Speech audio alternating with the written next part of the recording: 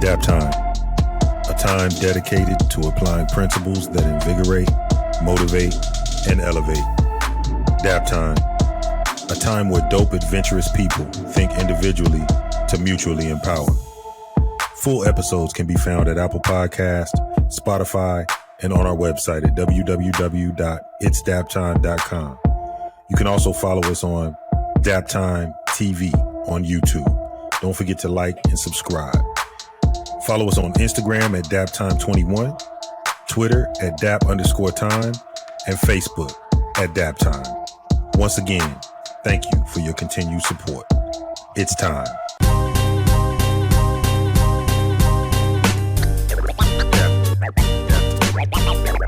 Yo, welcome back to another episode of Daptime. I am AJ, also known as B-Dub, Bobby Westbrook. And as always, I'm here alongside my partner in crime, the one and only world-renowned Big Dame. And that groove is being provided by in-house maestro himself, scratching on the brakes, cutting on the one, Pete Nice. The three of us are happy to welcome you back to another episode of Daptime, wherein we hope we make you laugh, learn something, and live your life a little bit better. We're thrilled to jump back into our series, BAM! Bold Authentic Manhood. Want to talk about what it looks like in 2022. Big Dame and I have already tackled two of the three major pillars, provision and protection. Today, we're going to jump into the third, progenitor. What does it mean to leave your legacy? And with that, we will jump right into it. What up, Big Dame? What's happening, bro? What's the good word with you? Oh, man, I'm happy to be back. I'm happy to be having a conversation with you as always. It's a beautiful thing, man. Beautiful thing. It is.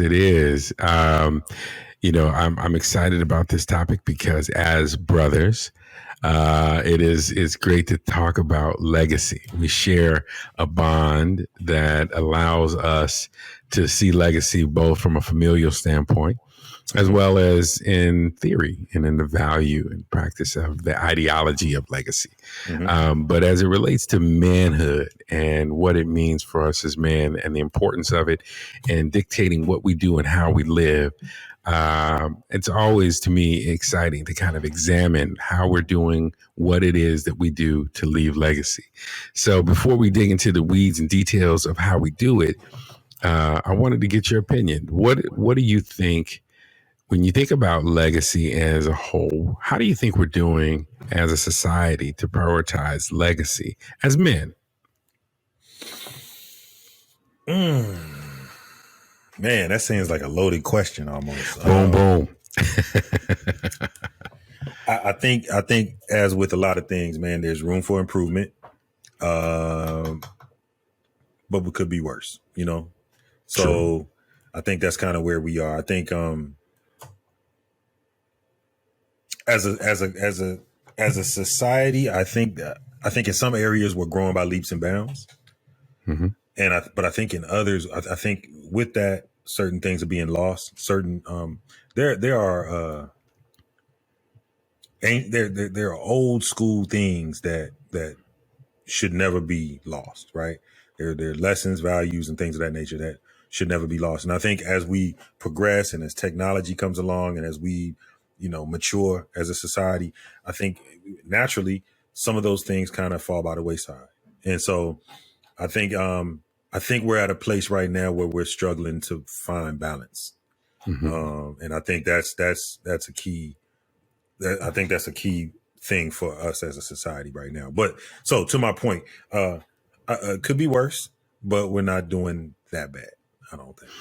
It's interesting to me. I know in the news, one of the popular stories right now is, I don't even remember her name, Lia Jones, Lia something, the swimmer, right? You know what I'm talking about, I know right? exactly what you're talking about. Yep. And so, of course, there's this conversation about, fairness and equity, and maybe we should do a Game Time episode just to talk about this whole topic. But what I thought about was, here's someone who was born male, feels they're a woman, transitions, whatever. But I saw an interesting note, right? As a male, whatever Leah's name was before it became Leah, mm-hmm. that athlete was 462nd in the NCAA ranking, right? Now goes on to win the NCAA Women's Championship now that he has become she, Yep. right? But Lia, that person, is attached to someone else's legacy. Yeah. Yeah. You know, so typically we look at the individual and say, okay, what is that individual's legacy? But they're tied to someone else's legacy. And that's what really got me intrigued. There are a lot of men who are in today's world forfeiting their own ability to procreate, but they're also impacting downstream, like that accountability or responsibility to a family line is lost. And I think that's the element of Progenitor that kind of gets lost when families are fractured and broken. And so when we look at our society, I'm like, man, how many people do you know walking around that you talk to on a regular basis or interact with talk about the family line that they're in? So my question to you is it possible to build new legacy independent of knowing your own history? Independent of knowing your own history? I think it's possible. It's definitely possible. I think it's harder to do. You know, you're starting behind the 8 ball, so to speak, but it's definitely possible. I think so. As I think Black folk in America as a whole have had to do that. You know, we don't truly know, many of us, our history. You know, been going back, but we know going back, but so far. You know, whatever our customs, ancient customs and things of that nature that, we don't truly know what it is. So we've had to build from here. You know what I mean? That's why, that's why you find chitlins at people, you go to Thanksgiving dinner and there's chitlin. I don't know if we brought that over. I think that started from the plantation. So yeah, I mean, it's definitely possible. Definitely. So then my question becomes then next. I mean, we talked earlier in this series about the stats and how alarming they were for young men, teenage men, boys to become fathers. And, how at the same time, men who are 40 and up with degrees, with good careers, are less and less becoming fathers. So at the stage of life where you should get married, have children, start a family, more of those men are opting out while the teenagers are opting in. And not opting in to make families, opting in just having babies, just procreating. Right. So to me, if you don't know your history and you struggle with that, and you're making choices at a time in your life when you're not prepared for it, the legacy aspect is the potential for that to be fractured. More Lias to occur, right? And it's not just changing gender, but it's changing lanes altogether, right? How many times you run into a spot where it's a family business, right? My dad's dad had this business, great grandfather was a doctor, son became a doctor, son became a doctor, daughter became a doctor, you just have these lines, right? That's what our family does. And I think we see less and less of those stories these days. So moving forward, how do we impact that? If we're talking about bold, authentic manhood and the ability to do this and really becoming progenitors, how do we help the you and me of the world, everyday person? How do we take the bull by the horns to shift that trend and do our part to try to ensure legacy building? Well, I think part of it is, so, when you talk about a family business where now the kids don't want to take over the family business, I think we do have to be able to pivot, so to speak, make adjustments, as we go. And I think just where we are in society, again, we're back at society and finding that balance. Where we are in society, we have to we have to understand that a lot of things are changing. You know what I mean? There are a lot of more opportunities, and there are different types of opportunities available to young people coming up today. That there was a time where, people were like dropping out of high school, they were getting sixth grade educations and eighth grade educations and going to work the family business or going to work on the farm or going to do whatever needed to be done to help feed the family. So that was kind of, I think, where that came from. And so if you got a good thing going, then of course, the kids were going to keep that going because now, you can make yourself a pretty good living. If you position yourself the right way with technology and everything. So I think you have these kids who can make more than mom or dad ever thought about, you know what I mean? Or more than they ever made in all of their life, doing something completely different than working the shoe store that the family built up, or the restaurant, or whatever it is, So I think what's important though to remember that, when we're talking about legacy, there are it's not just physical, it's also their intangibles, right? So there's a code of conduct that needs to be passed down. There's there's a whole way of carrying yourself that is just as important, really, as anything physical that you would leave behind. So now that kid, if instead of, I'm not going to be a doctor like you and mom and grandpa and everybody else, dad, sorry, I'm going to go, with this tech firm and I'm already at six figures and I'll probably be retired by the time I'm 55 or whatever the case may be. Or if that's just your dream, but you can still take your code of conduct with you. You know what I mean? That was passed down. You know what I mean? You learned how to be a man from the legacy that was left to you. You learned how to be an adult from the legacy that was left to you. You learned how to be a decent human being because of the legacy that was left to you. So I think that's important as well to know. You're touching on what I think the key principles are to leave a legacy. And I think, there's a list and, we can share that of a number of things that are key. But I think when you look at the amount of time that's put in, because, sometimes it gets shrunk down to just, what did you leave when you died? Right. Rather than what did you impart while you were living? And that's really the key to me to legacy, right? It's like, people think, Pops died and he left us the house, or Pops died and he left us, 10 grand to bury him, but that was it.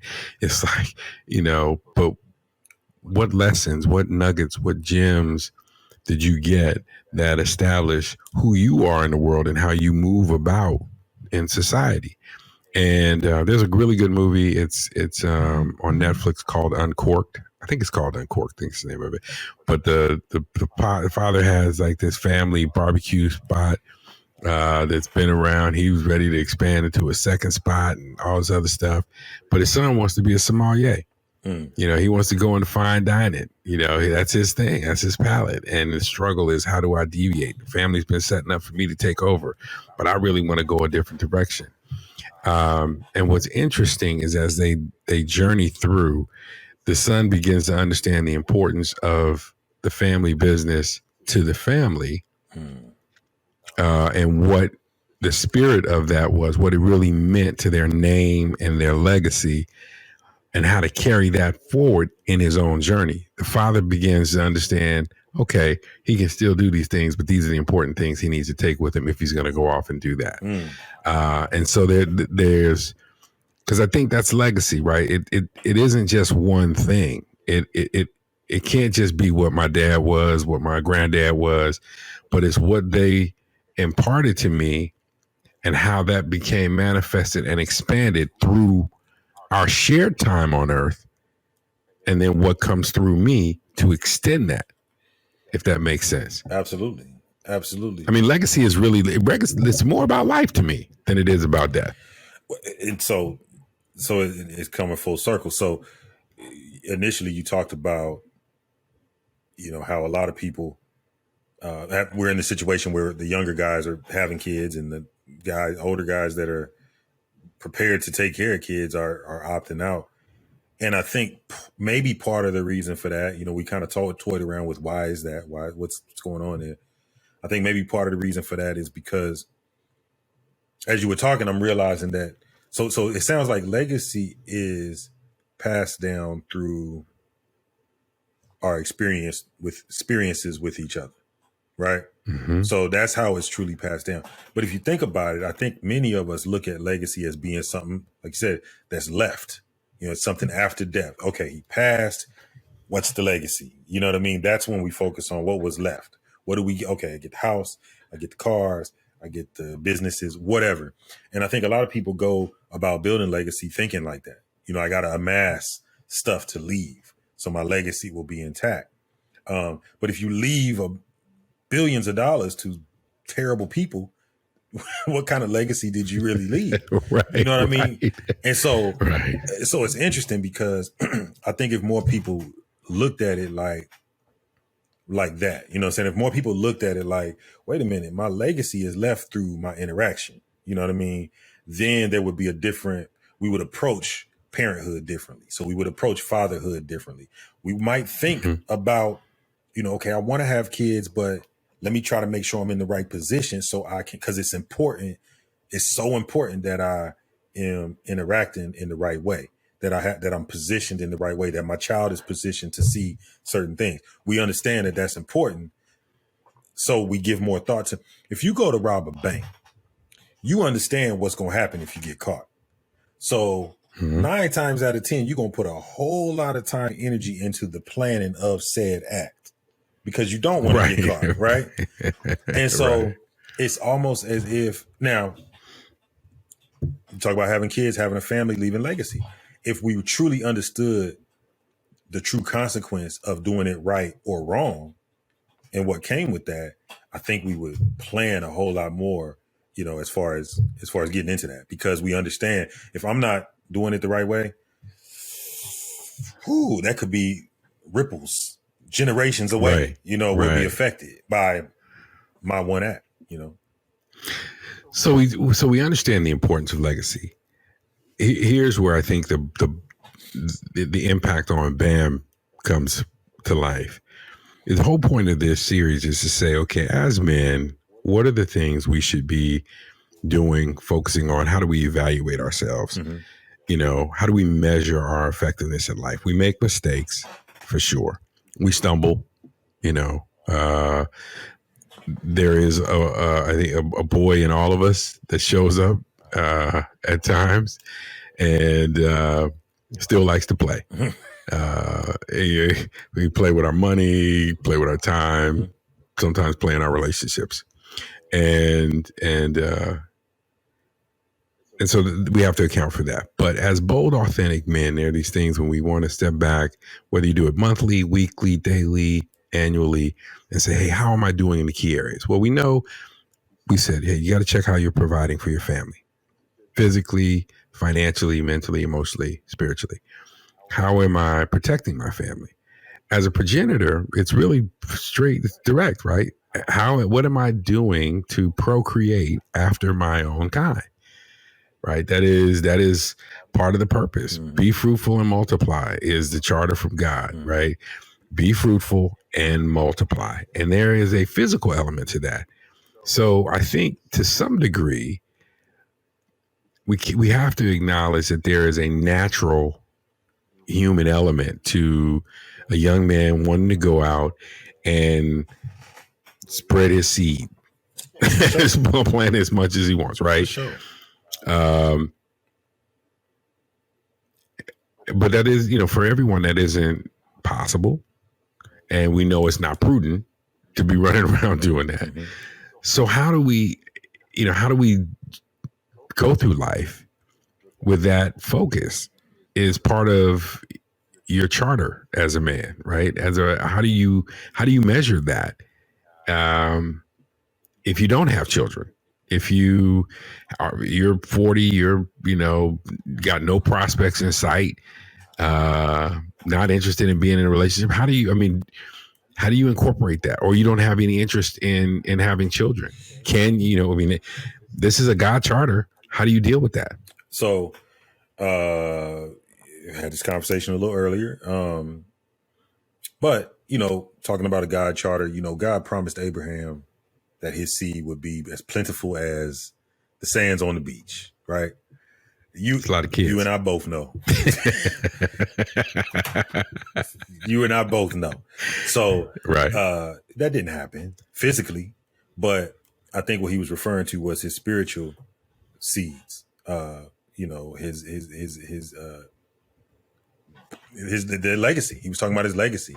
These people will come and they will be your seeds because they will be after me and you're after me. And so I think that, from that standpoint, I think, again, it goes back to interaction. Those that you touch, if you impart a way of life, a way of living, a way of being to someone, and they take that, it becomes one with them and they expound on that and make it and grow it.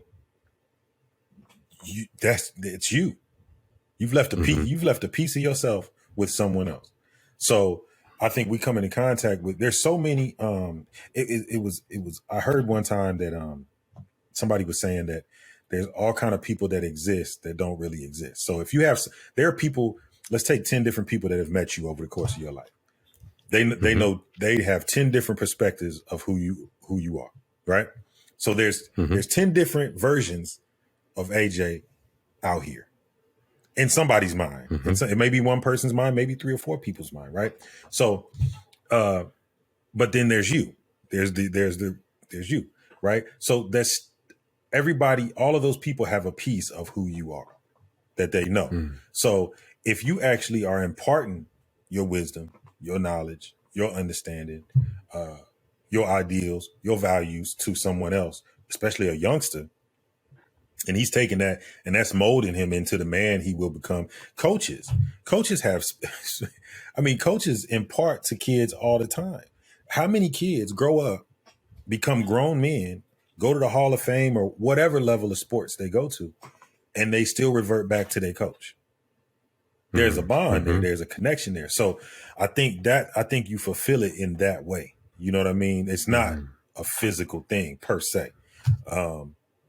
So I think that's the biggest thing to remember. I think there's a reason that bond is so strong because it's. So I think you're right. I think that it has to be a deliberate effort somewhere in our lives. I don't have children, so that's for me. I've had to negotiate that, right? I've had to look through that. Like, okay, there's no children walking around today that I can say carry my name and have that relationship with. But I have had to think about those relationships where the ability to mentor or to build a relationship and bond with and try to touch and leave something, as well as nieces, nephew, that kind of stuff. I think we have to, for those of us who don't have our own children biologically or even stepchildren we're raising, we have to be deliberate and intentional about finding those relationships where we can do it. I think it's an element. It's like you're walking around if you're with 2/3 of yourself unfulfilled. And I think one of the reasons I really wanted to point this out is that I think a lot of times when you talk to men, especially over the last couple of years, I mean, the pandemic created some of that for sure. All that's going on in the world has been crazy, but I think more of us walk around. I've talked to men who talk about depression. They talk about things that, they've not been able to really kind of put their finger on. And it's like, are you actively investing in the areas that you need to ensure your legacy, to insure it, right? And it's like insurance. You have to pay it, your premium every month. You got to pay your every month they're deducting your premium to make sure your insurance is current. You don't ever get to cash in on that, right? Personally, at the end, life insurance in that case, right? That's for somebody else. But to make sure that it's there, you have to pay the premium every month. And I think that being a progenitor is the same way. You ensure your legacy by you make those commitments every month. You make those deposits every month in time and talent and treasure that you can give to ensure that those relationships are flourishing, that what needs to be imparted is there, that you're connected in a way that when you pass, there's something left that means something. But while you're living, the value is known. Mm. And for those of us who don't have kids, it is a deliberate and intentional effort. But I think, that whole not, and you have the same situation with dudes who have kids that they're not in their home with them. They don't raise them, this is the challenge with the young men, right? The young men who are having kids, mama's cross town. You don't see them. You don't spend time with them. I ain't seen my kid, man, in 6 months. I ain't seen my kid in a year. I ain't seen a kid in 4 years. Like, you're creating that hole that's going to be there of unfulfillment. So it is something we regularly have to evaluate ourselves on, just like the other two areas. Absolutely. I think it's something that is funny, man, because when you talk about leaving legacy, it's something that somebody grabs and somebody takes a piece of it and it's built upon. It's always being built upon, right? So look at how many kids have become good fathers that may not have had a father, but they became good fathers because of somebody who poured into them. And they took those elements of that person and built on them and put it into their way of doing things and built on it, and it became bigger. That's the legacy. The legacy is the legacy. Whoever can build on it can build on it. So I think that's, definitely a big deal. So let me throw this at you. What do you think about, I love the idea of giving to nieces and nephews. Right. Love the idea of being involved at the community center and being, the favorite coach, the best coach, an augment to what's at home. But what about the guys like, hey, I want to raise a kid. I don't necessarily want a wife. Adopt, or I'm gonna go get a surrogate, whatever, and have a kid that way. What do you think about those situations? And I'm curious about your opinion because, of our ideas about what family unit includes. Yeah, well, I think, so when it comes to adoption, there is a need for parents for children that are in the system. So I'd be a fool to say, oh, well, no, if you're not married, if you don't have a mother to bring around, ideal situation, there should be a mother and a father. Probably there's elements that mom is going to bring to the table that balances out. It's like a good shot of whiskey, man. Sometimes you need a good, you need to cut it with something. You know what I mean? It's too strong. Right. Pop can be too strong sometimes, man. And you got to put that, you got to put a little soda in there and cut it sometimes. But for the kids' sake, So I think, cut the whiskey for the kids' sake. Yeah. Too strong for him, man. Yeah. But in a perfect world, right? But I think I'd be a fool to say that a man who has himself together, or a woman who has themselves together for that matter, and wants to have a child, can't have a child for whatever reason, and wants to adopt, that they shouldn't adopt. That'd be crazy, to provide a loving home for a child who otherwise is trapped in the system, or in a situation with a young mother who doesn't want to keep the child, whatever the case may be. Yeah, absolutely. I think there's nothing wrong with that at all. Yeah, it's good to hear because I do think there's, I've thought about it. I've talked to other friends who don't have kids who've thought about it. I've also thought about how challenging that could be. And so, you get into all these kind of interesting questions like, okay, well, if I got a surrogate and I got to raise a baby from infancy on up, how does that work? That's challenging. Yeah. To adopt an older child, like all these other things that I think about. But one of the things that I found fascinating about thinking about it, and this is one of the parts about being a progenitor that I really enjoyed in examining this particular pillar, it gives your life purpose in a way that nothing else does. Like it is built in. Like if you, Kobe said once, he make a contract with himself about his workouts. Okay, this is what I'm going to do, work out in the summer. And, that's it. It's signed, it's inked. There's no negotiation. You don't negotiate with yourself, and I think that we do that in a lot of different areas, right? With our budgets and things like that. But if you ever needed something to be the invisible club to motivate you when you weren't able to motivate yourself, being a parent really does that. Yeah. Because there is someone else who is dependent on you to get it done, to come through. You'll go to work when the alarm goes off. You'll tell yourself some excuses, but you'll get up and go. Yeah, I agree wholeheartedly. Yeah. I think if when no other purpose makes sense, feeding your kid, putting clothes on their back. Yeah. That is, and maybe there's other things you can highlight because you are a parent.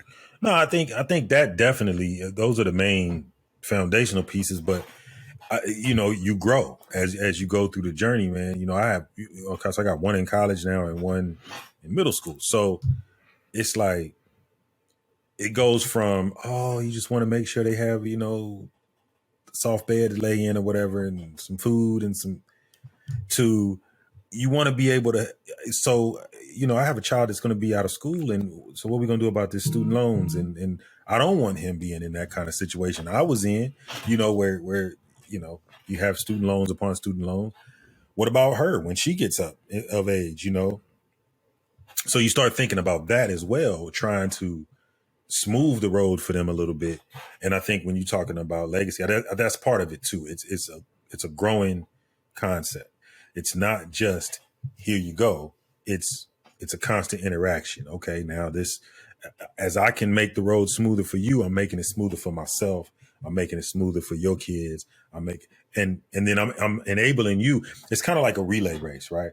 Like if I can get out good and run my leg right, I can give you a better chance to make the third leg even better. You see what I'm saying? It's not just you. It's you're handing off to the third leg, and then there's an anchor leg after that. So what I do as the first leg sets us up for, and when you're talking about legacy, whether it's first, second, third, fourth, whatever leg you are in the generation, you're setting up 3-4 legs down the line for their life to be so much easier. So we look at life a lot of times and we're like, oh man, you ask people how you doing? Oh man, I'm making it. Man, Right. what did the leg before you do? You know what I'm saying? It's like, but when you look at it, it's nothing, no disrespect to our ancestors, but I'm just saying, I think if we start looking at it like that, it becomes more crucial to us to make the best use of our time, be involved, and be engaged where we should be. So, Special shout out at this time to our grandfather, to our Uncle Max, who just passed a few months ago, sir. and to the other uncles who have passed and are no longer with us, as well as to the uncles who are still with us, older cousins, to pops, our the legacy and legend that we walk in and are able to continue to build. Last pivot for you, which I think is an interesting one. There are men who fathered children, who were good fathers, but somewhere along the way, life took a turn and their children's passed. Some passed as infants, some early age, some teenagers, but at some point their child died and they're still here. How do those kind of men make sense of their legacy? What would you think for them as a progenitor? How do you think that they can find comfort in their legacy? I would say, that's a tough one, man. And I'm curious. I'm not asking you like you got the answer. No. I just, you're forcing me to think about some tough things. You know what I mean? And it's like, the only thing that really comes to mind, right, is sometimes I have to think that if you're blessed with life and then that life goes away, I believe life is a circular type of thing, right? Personally. So I think it's a circular motion. I think, I get as much from my kids as they get from me. That's how I feel about it. So I feel like maybe, when we have children and you blessed with a kid or something like that, it's not just you blessing them, and that's it. Then they take off, It's like Right. they're blessing you too. You know what I mean? They're shaping you. They're making you better. They're growing you. They're maturing you. The same way you're trying to do the same thing for them. You know what I mean? And I think we forget that a lot of times, but really, and it's usually later that you realize, wow, I became a better man because I had to wake up and I had to put things down and I had to pick this up and I had to, all because I had a kid. So I think in those situations, sometimes maybe it's a situation where, you know, maybe that child was there to grow you to a certain level. And maybe that maybe that assignment was over and it was time, you know, I don't know, you know what I mean? But you have to look, I think you have to look at it like, you know, that child served his purpose. You were blessed with the time you were blessed with. And then moving forward, you still have you still have to do something with the legacy, right? Like that child built. Mm-hmm. The child still has bricks in the legacy, right? That child played a part in building that house. And I think that's how we have to look at it. Like everybody that touches a brick is a part of it. So once they go, they still they still get the ride, go on this ride, you know? And so I think, you know, to encourage parents that have had to go through that, I could not imagine, you owe it to them, you know what I mean? To keep going because they're still on the ride, you know? So there are two, in particular, there are two roles, types of fatherhood experiences, to bring this whole thing full circle for us in our conversation. We talked early on in the series that, you know, you got to have a faith-based foundation. I mean, it's essential, right? And there are two types of fatherhood experiences to me that crystallize that. I mean, fatherhood in general, I think to me is an opportunity for us to get a sense of what it's like, you know, what God's experience is like.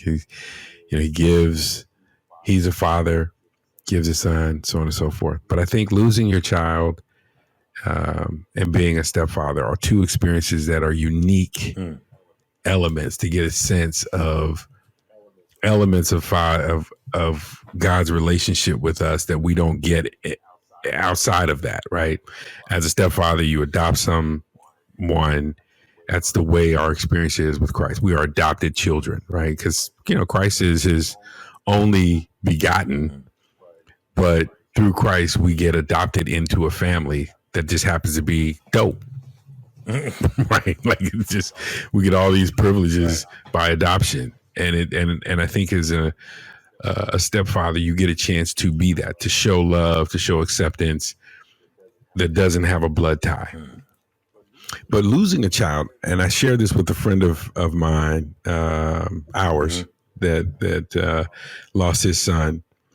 And when he lost his son, probably a year or so afterwards, I sent him a text and said, you know, when I think about your loss, I think about the unique opportunity you have to connect with God in a way that few get, because he gave his son, but he also had to watch his son die, knowing that he would live again, but he had to watch him, he had to let him go. And only in that relationship do you get to connect and experience something and get a little bit, it's a glimpse of what God may have gone through. And I think if this thing is really all about, you know, and by this thing, I mean, our journey through time is really about us developing a personal relationship with him and understanding him and all that. I think that's in fatherhood, or in our role as progenitors, is giving back and ensuring legacy through relationship. If we involve God, no matter what we face, it allows us to get this encounter with him, a spiritual encounter that powers whatever we experience in life, right? You and I talk at times about different things you deal with as a father, and you know, it amazes me how we find our way reflecting to like, well, it's just like when God was doing such and such and so and so, right? Like it's, you know, how you love in spite of, how you see, you know, I see years down the road and I'm preparing and planning for that, and they don't know, and all these other things, right? But your love is just constant. It's steady. It's sure, right? It's the same way that God is a refuge. Like we do our own things. We, you know, I don't agree with what he wants me to do here, so you do your own thing, right? But it doesn't mean you can't show up to the house for Sunday dinner. Doesn't mean you can't call and come by. Doesn't mean you lose relationship. All that kind of stuff. Fatherhood is an irreplaceable pillar in the character of manhood. Progenitor is an irreplaceable, essential element of what it means to be a man. And I think with a faith-based foundation, it gives us what we need to navigate those challenges that we may face, whether we see our children all the way through and, you know, God willing, we leave here before them, or whether we go through life and we lose them, whether we had hopes during pregnancy for a healthy child and instead we got a child that has challenges and disabilities that requires more time and care, and all the hopes and dreams of what they might become as an athlete, you know, are gone because of their limitations physically or mentally or emotionally. And now we have to learn to relate and love through completely different experiences. No matter what, I think the time that we put in as fathers, as progenitors, is priceless. And I think that's the glow. That's where the glow comes from, right? Because you end up getting it back. Definitely. Couldn't have said it better, bro. That was it right there. So with that, I will turn it over to you. What would you want to leave as a closing nugget to what it means to be a progenitor? Well, I think the biggest part, I think the part about being a progenitor is knowing what it is and knowing what you need to do. So, you know, there's I think again, knowing how to impart that, how to impart to others is a big piece of it, and what it takes and what needs to be done. Because, you know, I honestly feel like a lot of times we simplify things too much. And I think we've simplified things to the point to where big things become small things in our eyes, I believe. You know what I mean? And so when something is really big, but you've made it small, you don't take the time and the energy to care for it the way you should. You know, so I think as far as being a progenitor, I just knowing that interaction, that time under tension, you know what I mean? That time well spent is important. There's no substitute for it. Mm-hmm. There really isn't. There's a reason children who deal with absent parents go through it. You know, there's a reason that there are issues there. It's not supposed to be that way. There's big value in that time spent. And so I think we just need to remember that there's no substitute for that hands-on treatment, you know? So no doubt. Want to encourage any men who are listening to join us in trying to make this theme one that we embrace as men globally. So, you know, we want to reflect it. It'd be nice to, if you want to get your piece of gear, go to the Dap shop and get you a BAM hoodie or sweatshirt or whatever. But even if you just want to make BAM a conversation that you have with your friends, you know, share the show, start the conversation on any one or all three of these topics, create a regular point of connection with the brothers in your circle to talk about and get good, honest feedback and accountability around how you provide, protect, and are furthering your legacy as men in your community. And it is beyond the four walls of your home. It's your family, your community, and the communities that we traffic through and around daily, monthly, yearly. So, Bold Authentic Manhood. The intention is that we strengthen one another through our bond and the way that we live, reinsuring and ensuring that the legacy of true, strong, and effective manhood is here to stay, and that it isn't something that's lost in the midst of gender debates, identity challenges. We won't call them crisis because it's real, obviously, but the challenges people have with their identity. It should be that when people see men, bold, authentic men, they recognize it and honor it as such, in the same way that we as good men honor strong women and others in the world. So with that, Big Dame, you got any Dap DNA for us, or what are we gonna leave I got a quick quote. Jump love out it, to me love today, it. man. What you got? Simply put, this is anonymous. Not sure who said it. If boys don't learn, men won't know. Speaks to legacy. If boys don't learn, men won't know. We had a conversation not too long ago about spending time. You know what I mean? Spending time. And one of the things about that is, you know, sometimes you don't always want to go to the gym. You don't always want to do certain things. But it's those days when it's raining outside, when you don't want to go, but you make yourself go. You go to the gym anyway. You do what you need to do.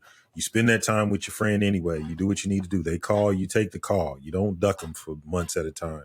You do what you need to do, because it's in those moments that there is growth happening. It's in those moments that weakness is leaving the body. It's those moments where you're getting better, you're getting stronger, you're getting faster, you're getting more flexible. All those different things, whatever it is you're trying to achieve, is happening in those moments. When gold is made, gold is actually being made in fire, right? It comes out, it cools, it has a nice shine on it. You finish it off, it looks great, but the process to actually make it is actually made in very uncomfortable situations. So, you know, when you go through those uncomfortable situations as a boy, because we all do it, as boys, we go through uncomfortable situations. We're learning hard lessons. Pride is leading us. We're not listening like we should. Right. We're not. Right. Our pride is telling us to fight back instead of step back and just take that L because you were wrong. We have to learn to, in those moments as boys, we need to be intent on learning the lessons that we need to learn, because it's those lessons that will grow us into manhood. So if boys don't learn, men won't know, because if you don't learn the lessons, they ain't gonna just pop up and hit you in the head when you get there. So no doubt, that's got to be on a t-shirt. That's it, man, for real. As always, Big Dame, I appreciate abundantly your time, your insight, and willingness to have a conversation. On behalf of Big Dame, Pete Nice, and myself, thank you for tuning in to another episode of Daptime. Listen, make sure you are downloading this. If you haven't done so already, hit the like button and subscribe on your screen if you're catching this on YouTube. If you're catching it on iTunes or Spotify, be sure to subscribe. Share wherever you're listening. Share this with as many men as you know. And if you would, get on over to the Dap Shop. I think Pete Nice is putting it up on the screen. You can check that out. Get you one of those hoodies. You can get something from the BAM series or one of our other collections as well. We always appreciate your support, and we hope that you will tune in to the very next episode. We'll leave you now as we always do. When you wake up in the morning and you look in the mirror, there is your competition. We out.